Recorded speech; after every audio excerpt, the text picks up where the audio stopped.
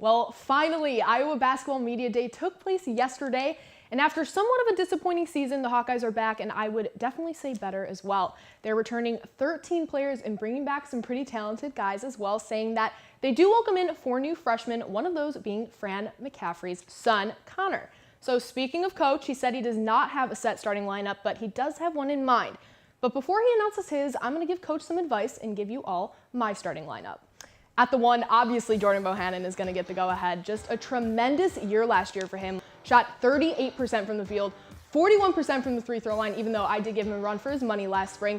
85% from the free throw line. He's just who you want running your offense, even as a freshman, just so poised on the court and can handle the pressure of being a point guard. At the 2, I'm going to put Isaiah Moss in there. Redshirt sophomore, got the floor experience last year, had 220 points last season, 29 assists, started in the final 28 games of the season, and was very big for the team when Jock was injured with his back injury last season. At the 3 position, some are probably going to disagree with me here, but Nicholas Baer is my guy, redshirt junior, and I mean, what a story from him. Total hard worker. He was only in the starting lineup for 10 games last season, but he did see action in all 34. He was Big Ten Sixth Man of the Year for a reason, but with that 3 spot being open, he deserves it. He makes smart, sound decisions on the court. You can count on him to be a playmaker. He can let it fly from three-point land pretty well too last season as he shot for 39%.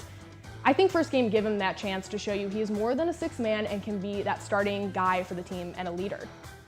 These next 2 for me are a little tricky because I think they'll be changed and rotated a lot during the season. But for the first game, I'm going to stick with what I know, throwing Cordell Pemsl at the 4 and Tyler Cook at the 5. Pemsl lost about 15 pounds, which I think is going to help him move and stay longer on the floor. Pemsl had 169 rebounds last season, averaged 8.9 points per game. You will get a strong guy out of him in the paint, and he'll get your rebounds and be able to put some putbacks in as well. Now Cook, like I said at the 5, started 26 of 27 games that he played in. He missed some time because of a fractured index finger. He's a scorer though, you want him in the game. Shot 55% in field goals, averaged 12.3 points per game, had 143 rebounds. Now after the first couple games, I could see him getting moved to the 4 and putting Luka Garza in at the 5, who's a 6'11 freshman. Just stud. So excited to see him play.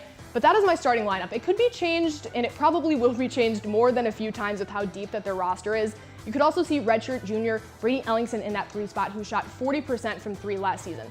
So I'm excited. It's going to be a long, exciting season. They're no longer a young team. It's no longer a rebuilding season, so they have a lot to prove, but I think they're ready to prove it as well. Like I said, tip-off for Game 1 of the season will be 7 p.m. on Friday, October 27th against William Jewell College on BTN+.